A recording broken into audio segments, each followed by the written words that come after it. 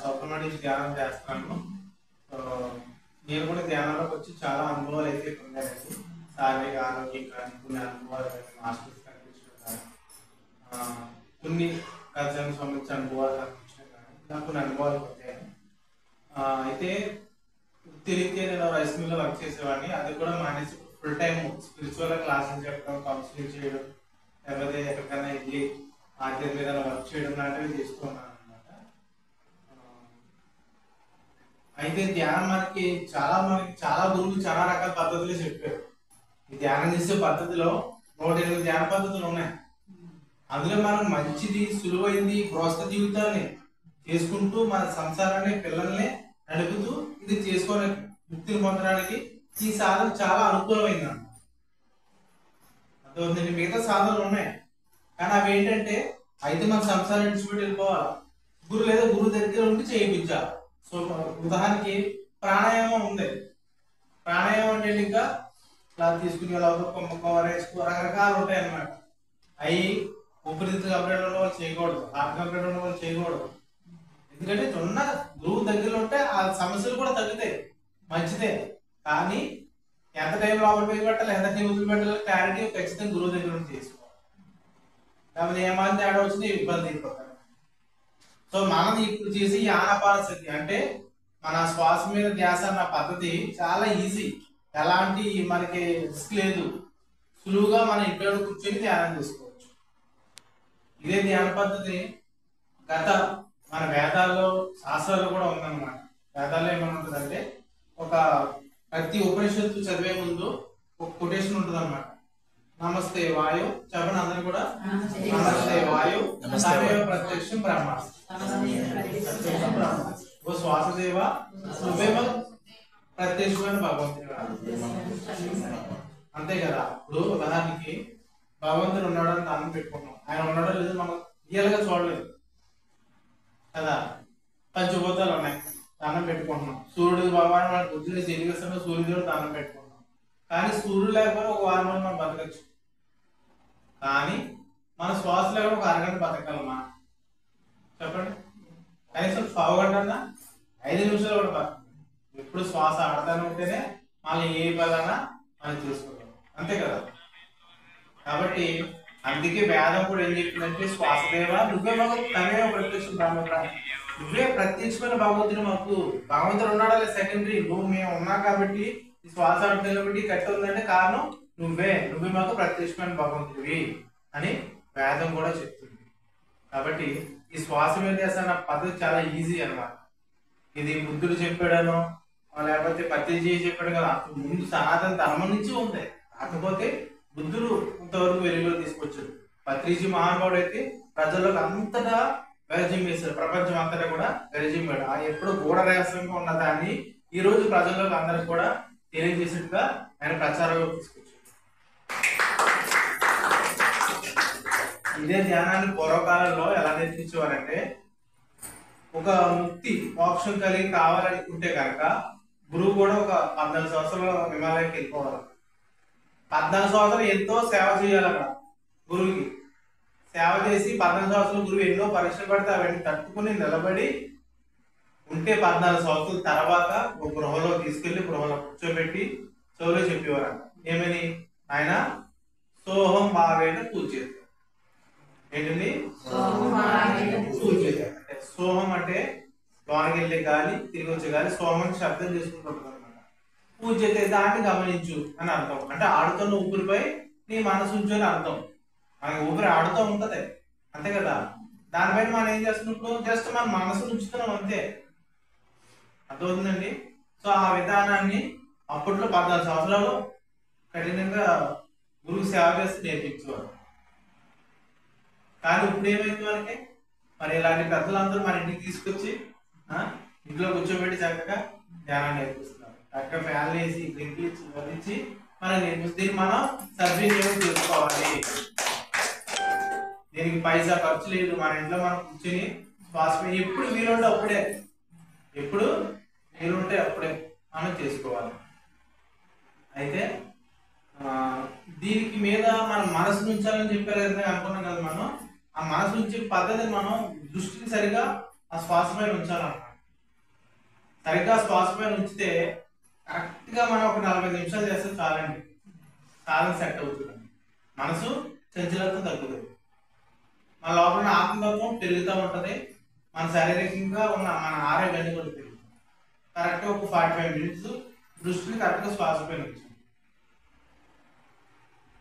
మరి మనం ఎక్కడికి ఉంచుతామంటే మన మనసు, మనకు తెలిసిందే చెప్తారు, మన శాస్త్రాల్లో కూడా చెప్పుకోవడం మనసు చాలా పోతం ఏంటిది, పోతుడు మామూలు కూడా కాదంట, ముందుదా కొలుదాగి పోతు, ఆ కొలుదాగి పోతు మళ్ళీ తేలి పుట్టిందంట. అలాంటిదంటే మనసు. మనం ఎలా గుర్తుంటాం, వెంటనే ఆలోచన వస్తుంది, ఏమొద్దు టీ పెట్టుకుందాం, టీ తాగి తర్వాత కూర్చున్నాం మనసు. అవునా కదా? లేదు ఇదే మంచి సీరియల్ వస్తుంది, సీరియల్ చూద్దాం, తర్వాత తీసుకొచ్చి మెడిటేషన్. ఆ తర్వాత మళ్ళీ ఏమవుతుందంటే అప్పుడు ఏదో పని జరుగుతుంది. అలాగా అలా మనసు ఎప్పుడు కూడా మనల్ని మర్పించేస్తాం అన్నమాట. ఆ దృష్టి ఏమవుతుంది, వేరే వేరే చోట పెట్టాలి. దీనికి మీకు చిన్న కథ చెప్తాను. ఒక ఆయన పూర్వకాలంలో శ్రీ మహావిష్ణు భక్తులు ఉన్నాడు. సీనియర్స్ తెలుసు ఆల్రెడీ కథలు కట్టాలి, వాళ్ళందరూ క్లాస్ చెప్పే స్టేజ్ వాళ్ళు, కానీ ఇంకా వాళ్ళు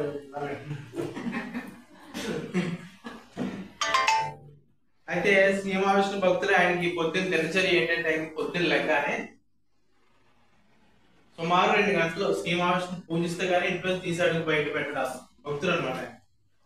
అలా ఉండగా ఉండగా శ్రీ మహావిష్ణు అనిపించింది, స్వామి నా భక్తుడు నా కోసం చాలా కష్టపడతాడు, ఎప్పటి నుంచో పూజలు ఉపాసనలు ఇవన్నీ చేస్తాడు, నేను కానీ ఏదో చేయాలనేసి ఈయన దర్శన భాగ్యం కల్పించాలని ఆ ఇంటి పూజా మందిరంలోనే దర్శన భాగ్యం కల్పించాడు, ప్రత్యక్షమైంది.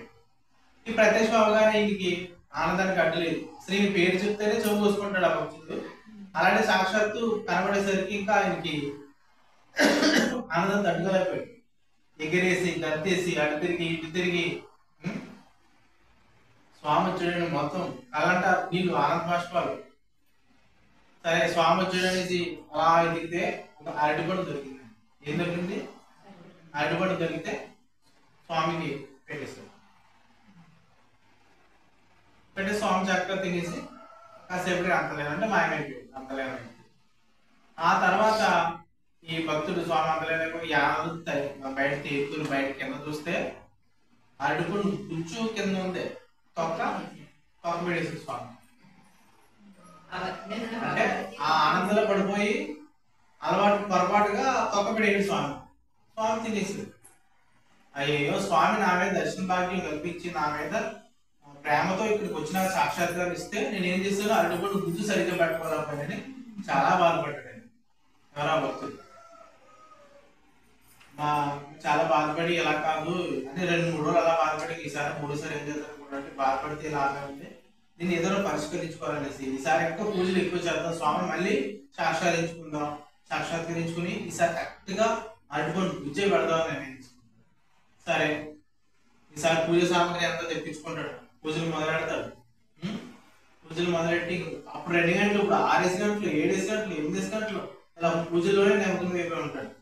ఇలా చేస్తూ ఉండగా ఈయనకు డౌట్ వస్తుంది, స్వామి నేను పూజలు ఏదైనా మెచ్చి మళ్ళీ దర్శనమిస్తాడు, కానీ మళ్ళీ ఇదివరకులాగా ఆయన రాగానే నాకు ఒళ్ళు తెలియదు, ఇదివరకులాగా అరటిపండు పెట్టపోయి మళ్ళీ తొక్క పెడితే గుజ్జు పెట్టపోయి మళ్ళీ అపరాధంగా అవుతుంది అనేసి ఒక 2 అరటిపండు గెల తెప్పించుకున్నాడు, పక్కన పెట్టుకున్నాడు. అంటుపండు తెంపడం, తొక్కబడిలో విగ్రహం ప్రాక్టీస్ చేస్తున్నాడు. అంటుపండు గెల తెంపడం, తొక్కబడిలో గుజ్జు పెట్టడం ప్రాక్టీస్ చేస్తాం. ఒకటే పని 10 సార్లు చేస్తే ఏమవుతుంది, మనకి అలవాటు అయిపోతుంది, అంతే కదా? ఒకటే పని ఈజీగా మనకి 15 సార్లు అలా ప్రాక్టీస్ చేస్తే అలవాటు అయిపోతుంది. సో అదే విధంగా మనకి అలవాటు అయిపోయింది.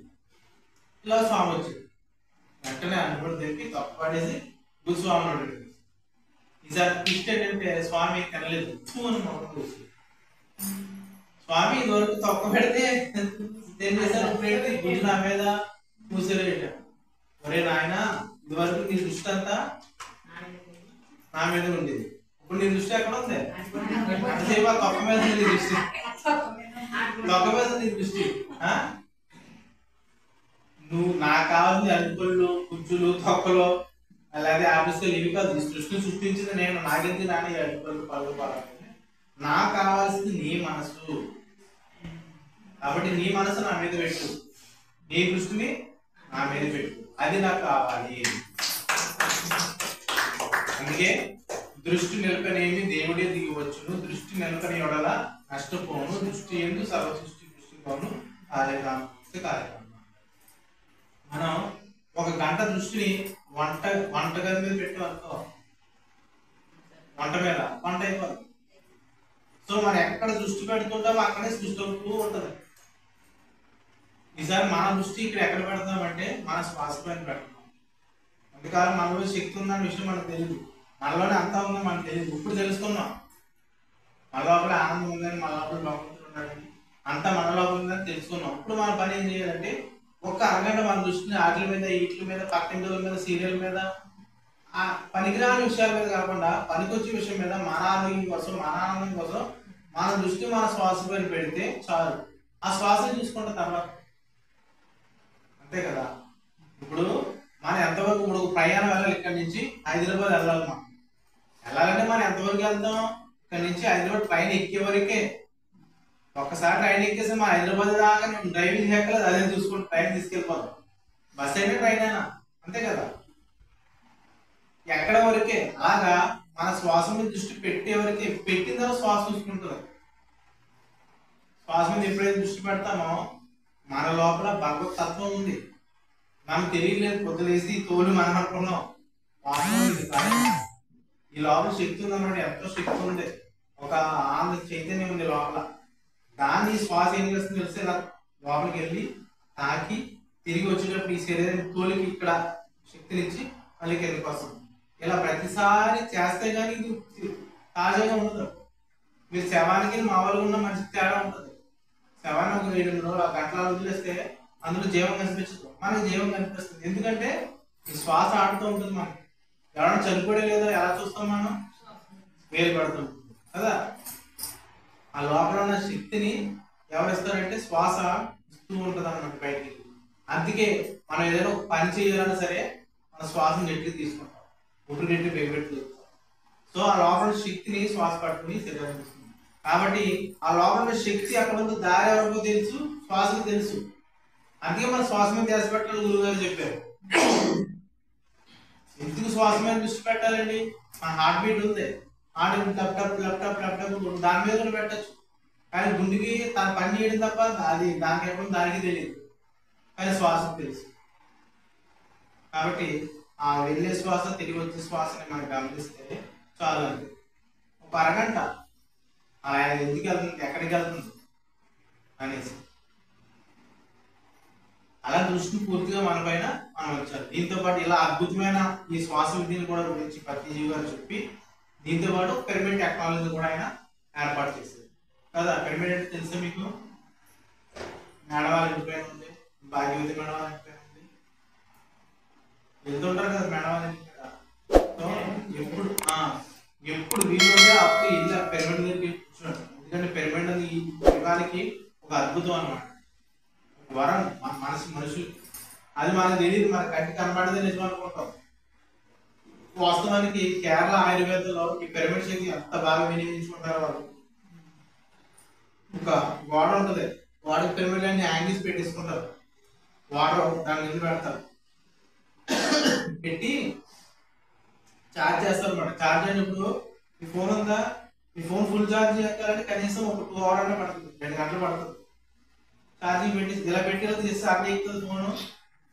అలాగా పిరమిడ్ కింద 8 గంటలు ఉంచారు వాటర్ నుంచి.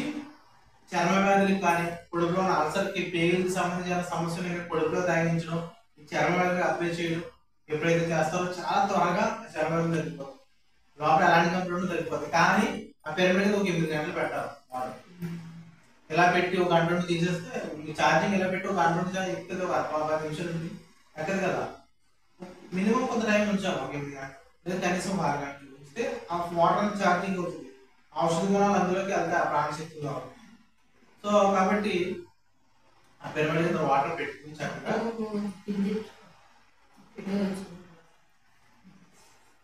వినియోగించుకోవాలన్నమాట. అంతెందుకు మన ఇంట్లో పెంపుడు జీవులు, కుక్క కానీ, పిల్లి కానీ అలాంటి ఏమైనా ఉన్నాయనుకోండి, ఉదాహరణ మనం పెంచుకుంటున్నాం, ప్రతిరోజు ఇక్కడ పడకుండా కనుక్కోవాలి. దీనికి ఆపోజిట్ గా ఒక పిరమిడ్ కట్టండి, 2x2 1 పిరమిడ్ క్యాప్ అక్కడ హ్యాంగ్ చేయండి. అది 2 రోజులు వస్తుంది, 3వ రోజు ఏం చేస్తారు, ఇలా పిరమిడ్ కొట్టుకోండి. జంతువులు ప్రాణశక్తిని గమనించగలిగితే మనం గమనించలేము. అవి చక్కగా గమనించి ఓ పిరమిడ్ పడుకుంటే ఎక్కువ ఎనర్జీ వస్తుంది, ఇలా పిరమిడ్ పడుకుంటే మన వాళ్ళు అన్ని పెట్టి చూసారు. పిరమిడ్ లో యాపిల్ పెట్టారు, దానిలు పెట్టారు, పాలు పెట్టారు, పెరుగు పెట్టారు, ఆఖరి క్యాటన్ తీసుకుని బ్లేడ్ కూడా పెట్టారు.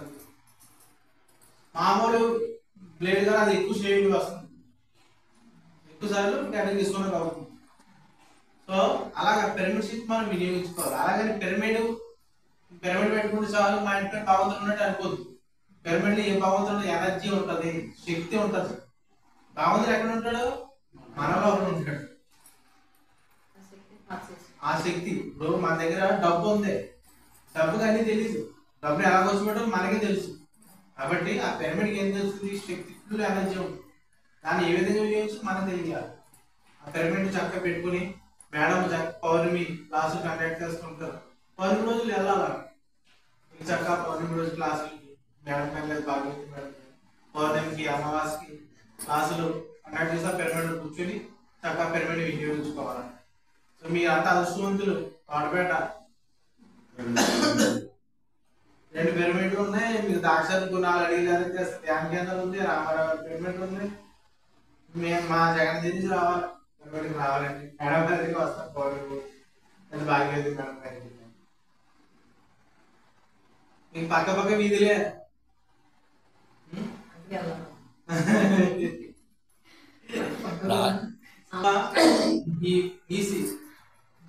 తినడం కన్నా శాకాహారం తినడమే మంచిది, ఉత్తమం. ఎందుకంటే ఆ పదంలోనే ఉంది నీచి. కాబట్టి చక్కటి పళ్ళు, కాయగూరలు అలాంటి చక్కగా తినడం వల్ల మంచిది అన్నమాట. అయితే ఇక్కడ ప్రశ్న మొదలవుతుంది, ఏమండి మీరు అందరూ బాగానే చెప్తారు, కాయగూరలు తినమని, ఆకుకూరలు తినమని, నాకు బాగా అని ఎవరికైనా ప్రశ్న మొదలవుతుంది.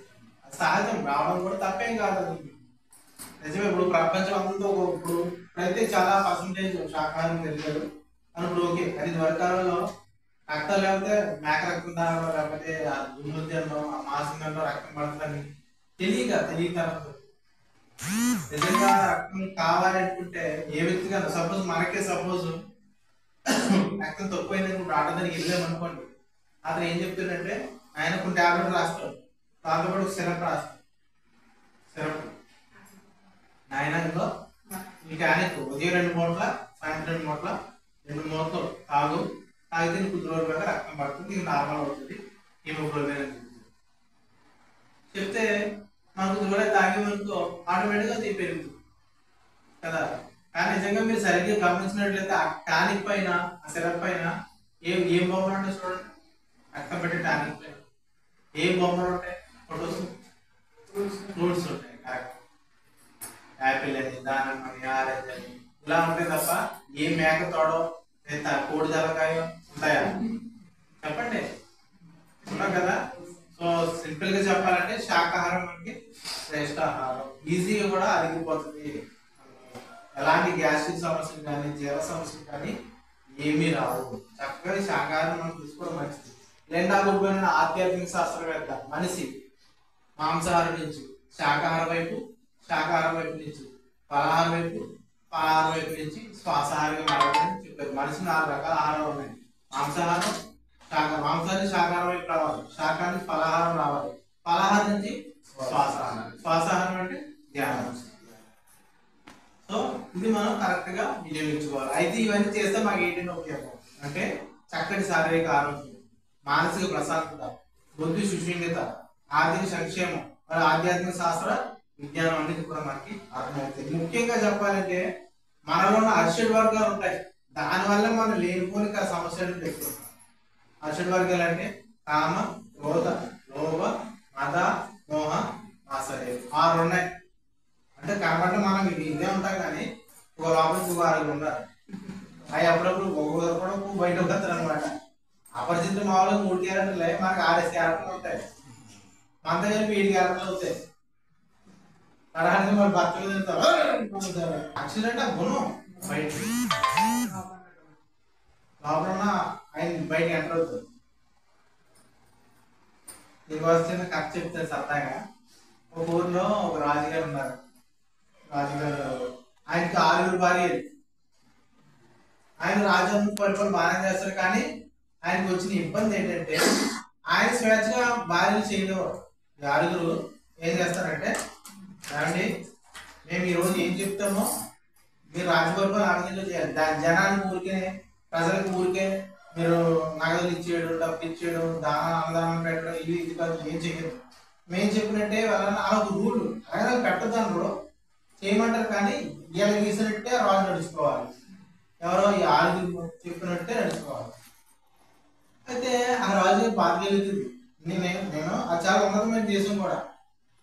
నేను ఒక దేశాన్ని రాజుని, నాకు ఈ దగ్గర 8,00,000 సైన్యం ఉంది, ఎంత సంపద ఉంది, తెలివైన మంత్రి ఉన్నాడు, మంచి బలమైన సైన్యం ఉంది, అన్నీ ఉన్నాయి, కానీ నాకు స్వేచ్ఛ లేదు. ఈ ఆరుగురితో చచ్చిపోతున్నాను నేను. వీళ్ళు ఏం చెప్తే అది అనాలా?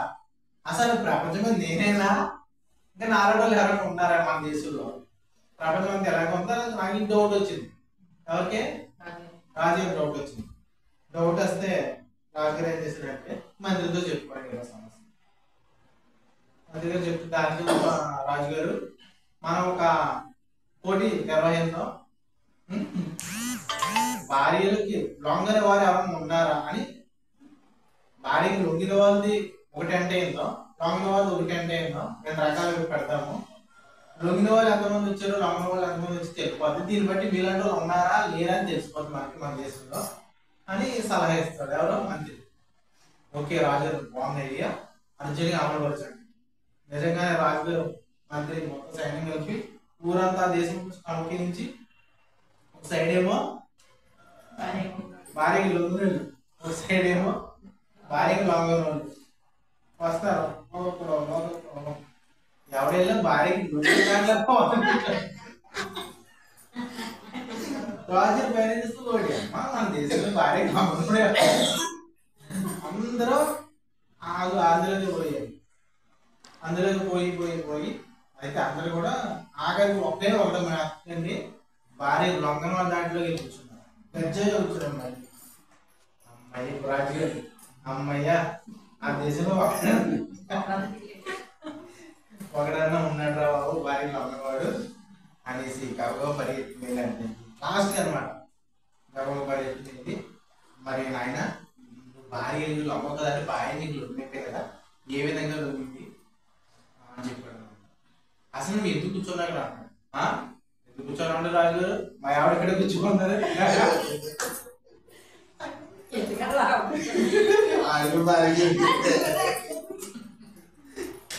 మా ఆవిడ ఈ టెంట్లో కూర్చో, అందరు వెళ్ళి టెంట్లో అవుతానదే సపరేట్ గా టెంట్లో కూర్చోమని అంతే కూర్చున్నాడు రాజుగారు.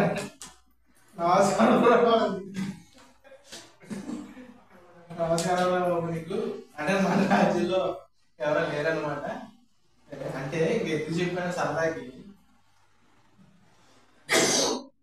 ఈ ఆరుగురు అంటే ఎవరు నిజంగా భార్యలు కాదు, మన లోపల ఉన్న ఆరుగురు ఆర్షడ్ వారు అనమాట. దీనికి లొంగిపోయిన వాళ్ళే మనం అంతా, కోపానికో, క్రోధానికో, మోహానికో, ఆ మాత్సర్యానికో దానికి లొంగిపోయిన వాళ్ళు. దాన్ని జయించాలి. అలా వేళలో ఒకడే ఉంటాడు అలా జయించిన వాడు. మన మనసును అదుపులోకి తెచ్చుకోవాలి. ఎలా అదుపులోకి వస్తుందంటే శ్వాస మీద ధ్యాస. ఎప్పుడైతే మన శ్వాస మీద ధ్యాస పెట్టామో మా మనసు పూర్తి కంట్రోల్లోకి వస్తుంది. ఏది పనికిరాంది, ఏది పనికి వచ్చింది, ఇది మన జీవితానికి 10 మందికి ఉపయోగపడే విషయం ఏంటి, పరిగ్రహాన్ని ఉపయోగపడే విషయం అనేది మనకి బోధపడుతుంది. మనసును అదుపు చేసే శక్తి ఎలా వస్తుందంటే ధ్యానం ద్వారా మాత్రమే వస్తుంది. ఓకే, ఒక 5 నిమిషాలు మెడిటేషన్ చేద్దాం.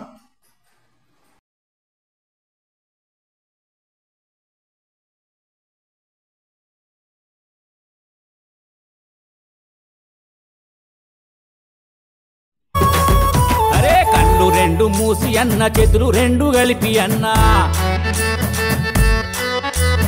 కళ్ళు రెండు మూసి అన్న, చేతులు రెండు కలిపి అన్న.